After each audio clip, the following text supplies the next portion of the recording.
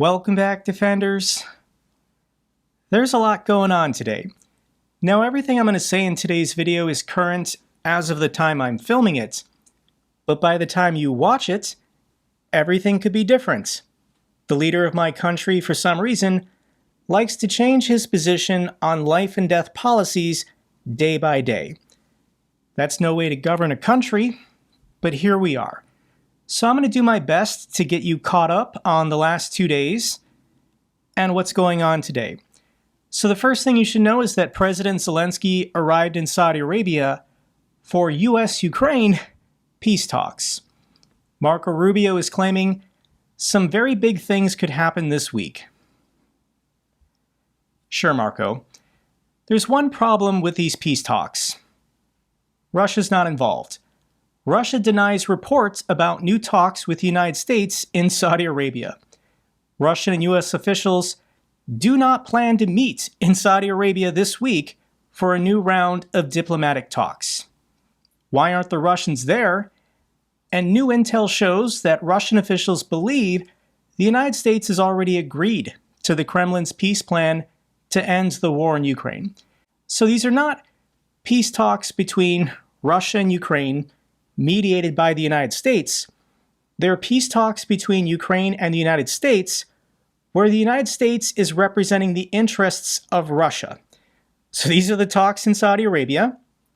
President Zelensky, for some reason, didn't want to be in the photo op, didn't want to be in the room, maybe having to do with the disaster in the White House last week. So this is Yermak leading the delegation, and I'll play for you 30 seconds of this gathering in Saudi Arabia.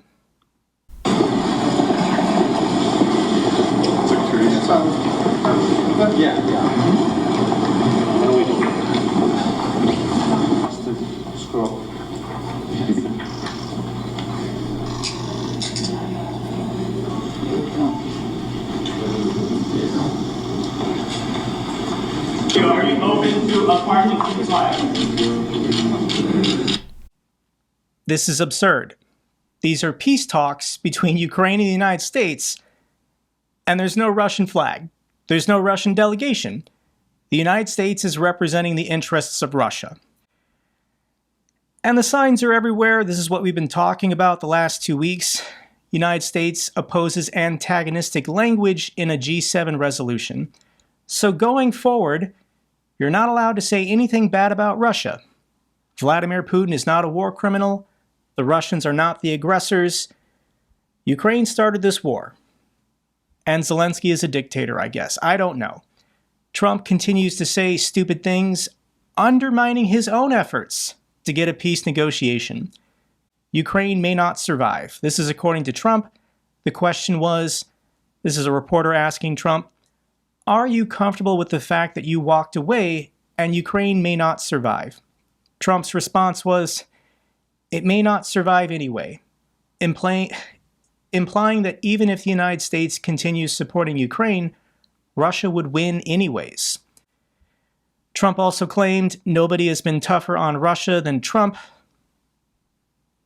There's no evidence to support this, but he says it. And of course, Washington considers easing sanctions on Russia's oil industry.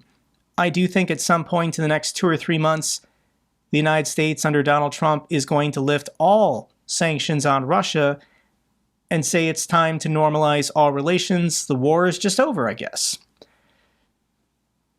So who is Donald Trump representing with this new partnership with Russia? Trump is also going to announce an aluminum deal and new economic partnerships with Vladimir Putin. And this is a recent CBS News poll from this week. 52% of Americans still support Ukraine, and only 4% of Russians, or 4% of Americans, support Russia. The other 44%, these are MAGA, but they're just calling themselves isolationists. And there's no reason to do this. There's no reason for the United States to be so blatantly on Russia's side on every single issue. So the peace talks between Ukraine and the United States, Marco Rubio and Mike Waltz are claiming this is a victory, that they got Ukraine to agree to a 30-day temporary ceasefire. Russia hasn't agreed to it, but Ukraine is saying they're willing to do this if military aid and intelligence sharing can resume. So National Security Advisor Mike Waltz says, he confirms, that yes, military aid and intelligence sharing to Ukraine will now resume. That, and I think as a result of this positive step forward, the president has decided to lift the pause on aid and on our security assistance to Ukraine going forward. And that's effective immediately. Effective immediately? Okay. Donald Trump is a liar. You can't trust anything he says or does, so is this true? These two idiots are saying it's true, but honestly, guys, I don't believe anything at this point. So here is the joint statement put out from Saudi Arabia, and Ukraine expressed readiness to accept the U.S. proposal to enact an immediate interim 30-day ceasefire, which can be extended by mutual agreement of the parties and which is subject to acceptance and concurrent implementation by the Russian Federation. The United States will communicate to Russia that Russian reciprocity is the key to achieving peace. Okay, well, what does President Zelensky say? And I was waiting for him to put out this tweet. And here are his thoughts from this announcement. I received a report from our delegation on their meeting with the American team in Saudi Arabia. The discussion lasted most of the day and was good and constructive. Our teams were able to discuss many important details. Our position remains absolutely clear. Ukraine has been seeking peace from the very first second of this war, and we want to do everything to achieve it as soon as possible and in a reliable way, so that war does not return. At this meeting with the Americans, Ukraine proposed 3 key points: silence in the skies, stopping missile strikes, bombs, and long-range drone attacks; silence at sea, real confidence-building measures in this whole situation, in which diplomacy is ongoing, which primarily means the release of prisoners of war and detainees, both military and civilian. Russia has grabbed a lot of civilians. And return of Ukrainian children who were forcibly transferred to Russia. We can just pause here. I don't see Russia ever agreeing to return all the Ukrainian children they stole. And Russia doesn't want their prisoners of war back. They're criminals and cowards who surrendered without giving their life for the motherland. So Russia doesn't actually want to do a POW swap, but I guess America agreed to this. The American side understands our arguments and considers our proposals. I am grateful to President Trump for the constructive conversation between our teams. During today's talks, the U.S. side proposed taking an even bigger first step, a 30-day full interim ceasefire, not only stopping missile, drone, and bomb attacks, not only in the Black Sea, but along the entire front line. Ukraine is ready to accept this proposal. We see it as a positive step and are ready to take it. Now it is up to the United States to convince Russia to do the same.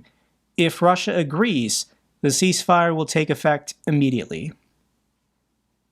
So what do you guys think? Are the Russians going to agree to it? And you can just listen to what the Russians have to say. Here's the latest clip from Russia Media Monitor. Solyov says Russia won't agree to a ceasefire. Shocker. So let me play for you what Solyov is saying now. Americans say, Ukrainians, we love you so much.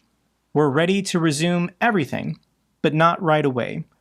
We'll resume everything as soon as you sit down to negotiate with the Russians. They say we have 2 guys, Macron and Starmer. They are proposing an ingenious plan. Let's do a ceasefire in the air. Your giant Russian air fleet versus our 10 planes that can't even get off or can't even get into the air. Let's also do it in the sea. He then says a racial slur for Ukrainians. Can you use your heads? Let me remind you about the grain deal. We've been through this before. As a result of the grain deal, your ships suddenly started to explode. I don't know what he's talking about there. No one knows why, probably because of the grains. There won't be another ceasefire in the sea, and in the air? Yeah, right. No. Pardon, your capabilities are unpleasant, but they are in no way comparable to what we're doing. We've already destroyed 70% of your energy sector. This is Russia bragging about their war crimes targeting civilian infrastructure. And we'll destroy the rest of it if we need to. No, guys, there won't be any ceasefire. There are different kinds of peace. We understand peace completely differently. Our idea of peace is obvious and clear. Everything will happen the way we see fit. Note that suddenly, Trump isn't saying anything about Russia's aggression. There is no condemnation. None of Biden-style insults against Putin, not even close. By the way, I also don't hear "we'll stand with you for as long as it takes." Where are all those who plan to stand with them? Where are they? Has anyone seen them? Once again, this is breaking as of 30 minutes before I started filming, but we already have a response from a member of Russia's State Duma. This is Viktor Sobolev, and he says that Russia will not agree to this 30-day ceasefire proposed by the United States and Ukraine. So there you go. Russia doesn't want peace. What's Donald Trump going to do about that? Probably nothing. So the biggest obstacle to peace and defeating Russia is this man, Elon Musk. He has gone absolutely insane. I try not to mention him. I try not to talk about him because all he wants is attention. And he's not the president of the United States, but he is. And he tweeted out, this was a couple days ago, Ukraine needs to hold an election. Zelensky would lose by a landslide. Zelensky is the democratically elected president of Ukraine, and he got like 70% of the vote. It was a landslide to elect him, and his approval rating is still close to 70% now that Donald Trump has been attacking him. So what Elon Musk wants, what Donald Trump wants, is regime change. This is a coup to remove the democratically elected president of Ukraine so they can get someone in there who is corrupt, who will take their bribes, who will just take Elon's money, go buy some yachts, and sell out his people, sell out his democracy. Elon Musk has crossed the line. Elon Musk calls Senator Mark Kelly a traitor because he went to visit Ukraine. So this is United States Senator for the state of Arizona, Mark Kelly, and he tweeted out, "Just left Ukraine. What I saw proved to me we can't give up on the Ukrainian people. Everyone wants this war to end, but any agreement has to protect Ukraine's security and can't be a giveaway to Putin. Let me tell you about my trip and why it's important." And Elon Musk responded to a United States senator, "You are a traitor."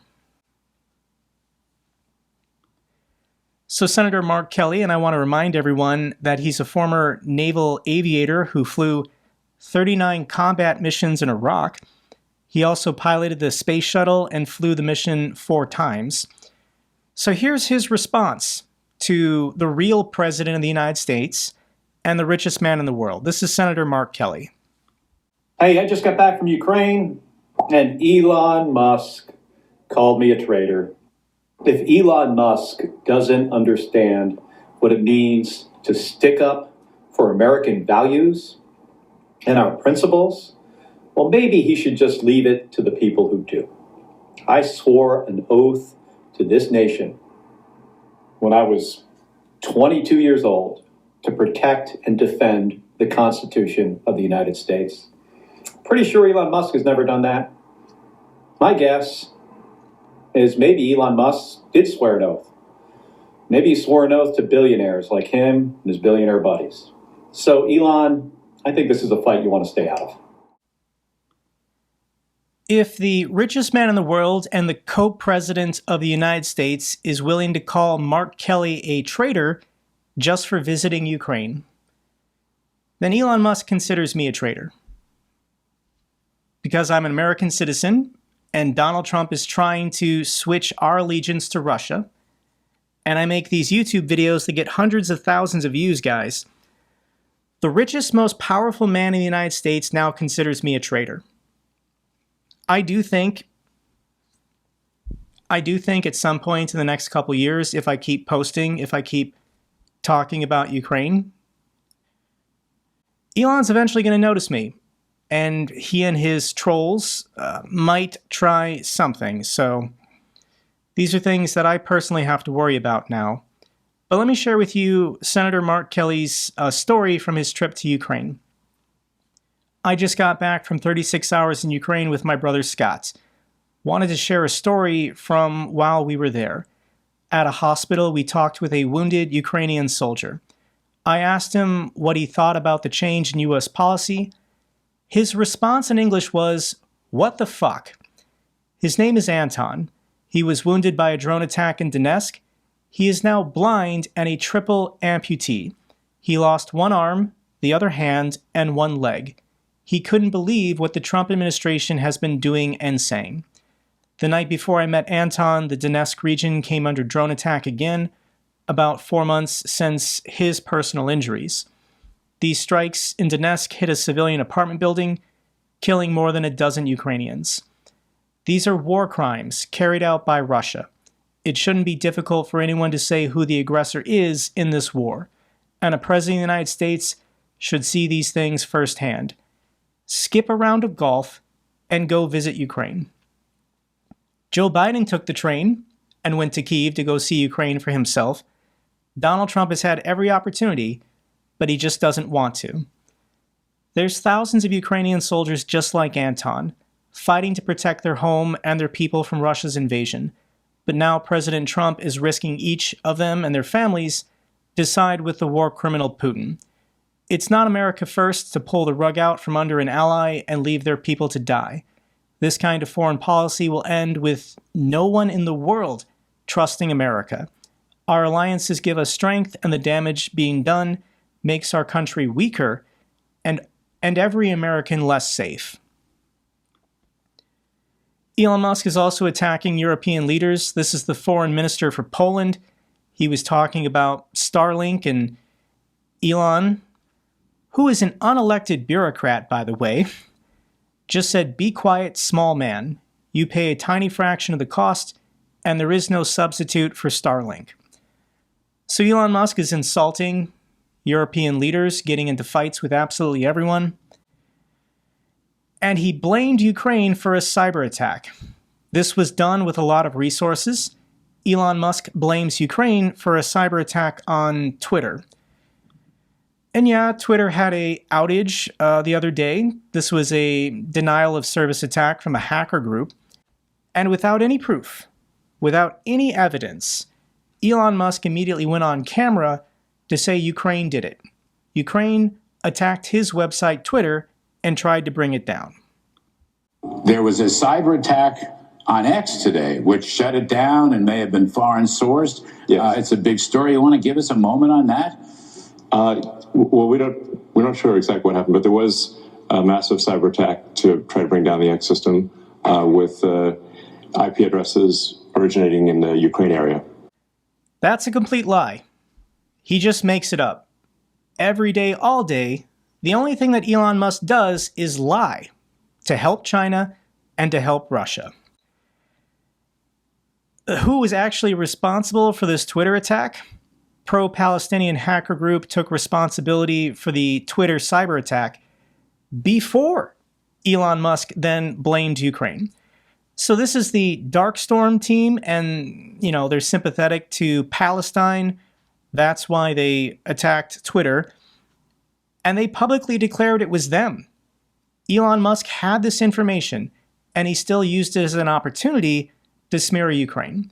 So Elon right now is trying to make it look personal or find some kind of business reason to justify turning off Starlink. Elon claims he would never turn off Starlink, but Elon Musk is a liar, and he absolutely does want to abruptly turn off Starlink if he can somehow get Trump to agree that that's an okay thing to do. It's a bad business decision, but Elon is doing everything he can to help the Russians. So there's a historical parallel here I want to share with you guys. I saw this post. And during the late 1930s, before Pearl Harbor, there was an American First movement in the United States who were sympathetic to the Nazis, saying just let Adolf Hitler win. Hitler has all the cards. England will fall. If you don't know who Charles Lindbergh is, he was the first man to fly between New York and Paris. This is a 3,600-mile flight that lasted 33 hours. So this man sat in a plane for 33 hours without, taking a break or being able to sleep. But he successfully landed in Paris. That made him a celebrity. And here's his speech to the American First Committee in April of 1941. This is right before Pearl Harbor. And this is what Charles Lindbergh was saying to support the Nazis. It is now obvious that England is losing the war. They hope that they may be able to persuade us to send another American expeditionary force to Europe and to share with England militarily, as well as financially, the fiasco of this war. We know that in the desperation of war, England promised to all these nations armed assistance that she could not send. We know that she misinformed them, and she misinformed us concerning her state of preparation, her military strength, and the progress of the war. They encouraged the smaller nations of Europe to fight against hopeless odds. It was hopeless to try and protect your national sovereignty and your own democracies from the Nazis. That's what Charles Lindbergh was saying. That's what Elon Musk is saying today. And I have been forced to the conclusion that we cannot win this war for England, regardless of how much assistance we extend. Charles Lindbergh was a traitor, and Elon Musk is a traitor today. History is not going to be kind to Elon Musk, guys. Here is one of Elon Musk's biographers. This is Seth Abramson, and I want to read his post. I told you all he was going mad, the cause being a combination of depression, stress, med misuse, and illicit use of illegal drugs. Ketamine. His Twitter feed is a testament to this derangement. Someone who cares about him needs to take him off the internet permanently. There can be little doubt that Musk now lacks the mental stability to be involved in government, and that his public and private conduct as part of the government is costing lives, jobs, and significant reputational damage to the United States. He is unwell, and we can all see it. Today, Elon Musk called a man who served 25 years in the armed forces a traitor for visiting a European ally, and urging Musk and Trump to continue the aid to that ally that America has been giving aid to for years. Part of Musk's derangement appears to be increasing fealty to the Kremlin. There's a good reason why CEOs of publicly traded companies stay out of politics. They try to make no statements. But Elon Musk has gone all in on supporting Trump and supporting Russia. It's what he talks about and tweets all day, every day. He attacks Ukraine. He supports Donald Trump's worst instincts and tendencies. And Elon Musk has destroyed the reputational value of Tesla. I don't think Tesla Motors globally can recover from this. Tesla sales prices have plummeted everywhere. Canada, Europe, even China. And I just don't think there's enough Trump voters in America to save this car company. Usually with publicly traded companies, you need to be increasing the metrics every year to maintain your stock value. And any Tesla car is now toxic. I'm not going to share too many of these pictures and videos. You can go on social media to see it for yourself. But any Tesla now parked in public can be targeted by people who hate Elon Musk, Donald Trump, or Russia. So people are destroying, vandalizing, lighting on fire, stealing tires from Tesla vehicles and Tesla charging stations. And I don't think there's any coming back from this. I think the reputational damage that Elon Musk has caused at this point is irreversible, and I don't think he's going to change his speech or policies anyways. So if you want to protest Russia or protest Donald Trump or protest Elon Musk, you can do it on the sidewalk in front of a Tesla dealership. Tesla's website lists all the dealership locations, probably in the world, but obviously most of these are in the United States. And I've never organized a protest before, guys, but there are 2 Tesla dealerships here in Las Vegas. If someone else wants to organize a protest, pick a day and time, I'll promote it, and I'll show up if you want. There are 2 Tesla dealerships here in Las Vegas, and yeah, I think that would be... People in America need to wake up. People in America need to start protesting. You need to organize on the local and state level to figure out public events that you can go to. When you go to these events, take pictures, take videos, post them on social media. Local news, local media, corporate media is not going to cover any of these protests. They're afraid of Donald Trump and Elon Musk right now. So Donald Trump seems committed to destroying the American economy. He's doing it in record time. We're kind of having a stock market crash here in the United States, and we did hit correction levels on the S&P 500. A correction is a greater than 10% drop. A bear market is a greater than 20% drop. So at the moment, the S&P 500 is below the 200-day moving average. I expected there to be some kind of level of support here. I'm watching it. You know, I used to be a finance YouTuber, and I still think this stuff is interesting, but I'm not buying anything. I'm not selling anything. I'm just holding. So if you're an American holding index funds, just keep buying and holding. But if you're not American and you want to protest Donald Trump, protest Elon Musk, then yes, you can sell your stocks. The United States is heading for a recession anyways. If you want to buy back in at a lower price, you probably will be able to at a later point this year. And this is what Donald Trump has to say about the stock markets crashing. Stock markets are crashing, jobs numbers are terrible, we are heading for World War III, and we have 2 of the most incompetent leaders in history. This is not good. Oh, I'm sorry, this tweet is from August of last year, right before he won the election.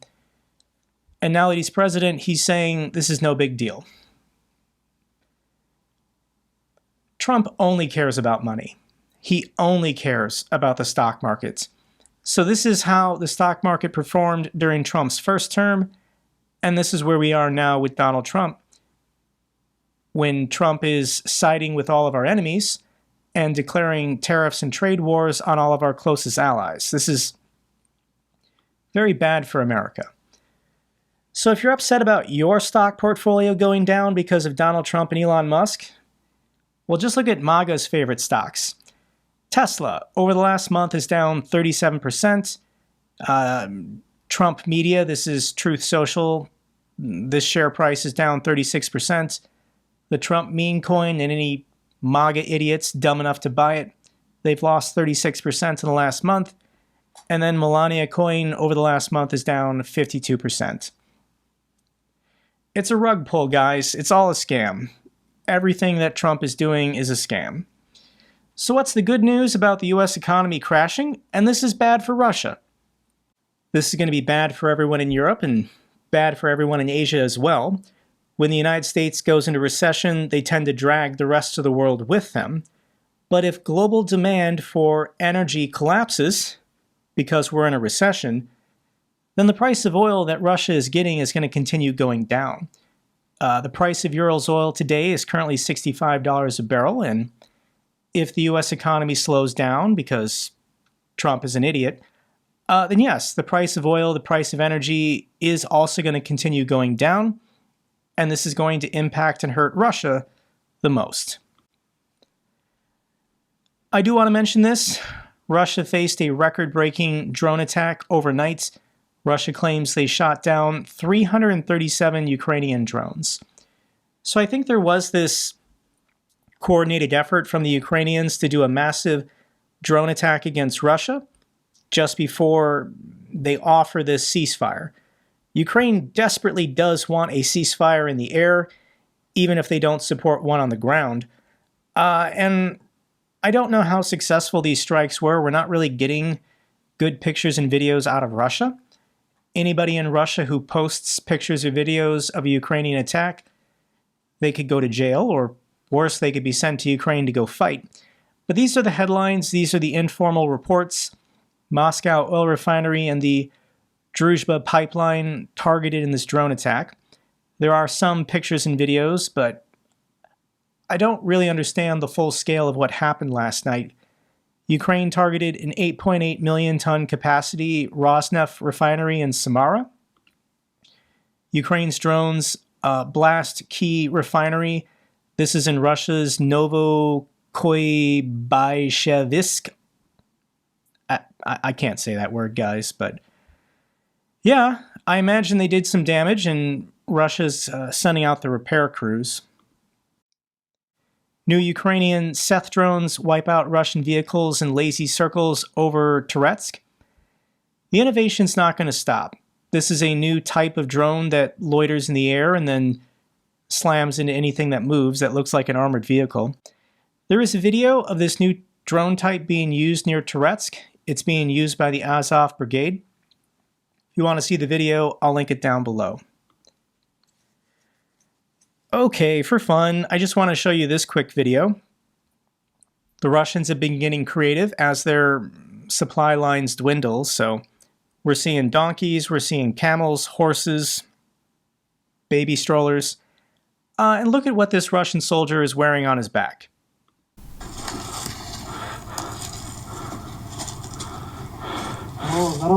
Здорово, братуха. Идем на штурм, нахуй. Торскую, нахуй. Торскую возьмем, сказали, блядь. Отпусками дали, нахуй. Попробуем брать. Да. А что это у тебя за спиной? Оленья шкура, нахуй. Как, блядь, противодронеру, противотек. That is a Russian soldier wearing a deer skin on his back because he believes this will help protect him from Ukrainian drones. Yes, thermal imagers might not notice his body heat from the back, but unless this Russian soldier crawls into the skin of this deer, he is not fully protected, and this doesn't do anything. This is, once again, the Russians just being Russian. Let's get to the good news for Ukraine. Germany to supply 100 Iris-T missiles to Ukraine amid U.S. aid halts. Thank you so much to the Germans. Denmark joins countries offering peacekeeping forces to Ukraine. If there is a ceasefire or a peace deal, thank you so much to the people of Denmark.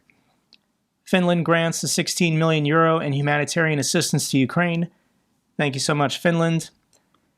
Portugal transfers missile-ready Puma helicopter fleets to Ukraine in a $220 million aid package. Thank you so much to the fantastic people of Portugal. Final video I want to share with you concerns the Ukrainian combat medic. Her name is Rebecca, and she's been a volunteer in Ukraine's military for the last 3 years. I want to say she's American, but maybe she's Canadian. I don't remember. But she is a foreign volunteer. And on the channel Drone Reaper, she gave an 18-minute interview. I'll link it down below if you want to see her thoughts and perspectives on the front lines today. She's trying to save lives every single day. And she put out a fundraiser to fundraise for drones. These are not FPV or, attack drones. These are medical drones. So when rotating supplies to the front lines, it's very dangerous to get out of your trenches. So rather than human beings going back and forth to drop off supplies, more and more the Ukrainian military is using large drones to drop off packages. Food, medicine, ammunition, everything they need to be resupplied day to day. So she's attempting to fundraise for drones, and I want to share with you her video. So right now I have our boys in the positions, and the positions that they're in are not able to be accessed by road, right? The roads in are mined. There's only a few of them, and they are under artillery control, fire control of the Russians. So every day, my soldiers in the position need food, they need water, they need ammunition, and they need medicine for when they're injured. And how that gets to them is by drones. And my drone team is absolutely fantastic. And every single day, 24 hours a day, they're working to deliver packages of aid to the guys in the position. And I opened this fundraiser, not sure what to expect. And within the first 24 hours, I already had enough to buy my first big drone. And this bigger drone will be able to carry a bigger weight, and it will be able to deliver supplies to the guys. And I'm really, really so grateful. As a medic, I feel like my hands are tied when I can do nothing to help my guys. Like, I physically can't be with them. Being able to send at least some food and water and medicine to them is one way that I can help. And you guys are helping me. So thank you so much.